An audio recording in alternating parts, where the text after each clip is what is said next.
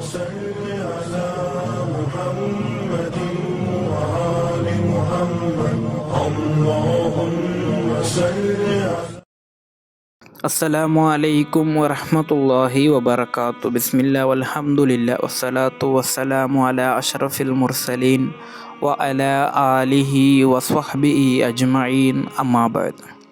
ಈ ರೀತಿ ಚಪ್ಪಲಿ ಧರಿಸಬಾರದು. ಯಾಕೆ ಗೊತ್ತಾ?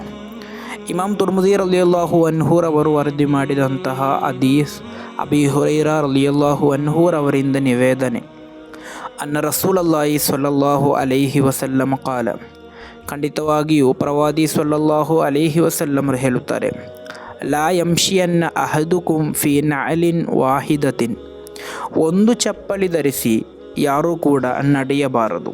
ಲಿಯುನ್ಇಲುಹುಮಾ ಜಮೀಅ ಔ ಲಿಯುಹ್ಫಿಹಿಮಾ ಜಮೀಅ, ನೀವು ಎರಡು ಚಪ್ಪಲಿ ಧರಿಸಬೇಕು ಅಥವಾ ನೀವು ಎರಡು ಚಪ್ಪಲಿಯನ್ನು ಕೂಡ ತ್ಯಜಿಸಿ ಬರೀ ಕಾಲಲ್ಲಿ ನಡೆಯಬೇಕು ಎಂದು. ಅಂದರೆ ಒಂದು ಚಪ್ಪಲಿ ಹಾಕಿ ನೀವು ನಡೆಯಬಾರದು ಎಂದು. ನಡೆಯುವುದಾದರೆ ಎರಡನ್ನೂ ಹಾಕಬೇಕು, ಅಥವಾ ನೀವು ಎರಡನ್ನೂ ಹಾಕದೆ ಬರೀ ಕಾಲಲ್ಲಿ ನಡೆಯಿರಿ.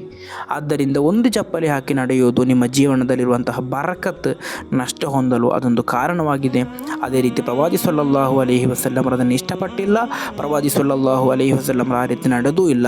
ಆದ್ದರಿಂದ ನಾವು ಕೂಡ ನಮ್ಮ ಜೀವನದಲ್ಲಿ ಆ ರೀತಿ ನಡೆಯಬಾರದು. ನಮ್ಮ ಮಕ್ಕಳಿಗೂ ಕೂಡ ಅದನ್ನು ನಾವು ಹೇಳಬೇಕು.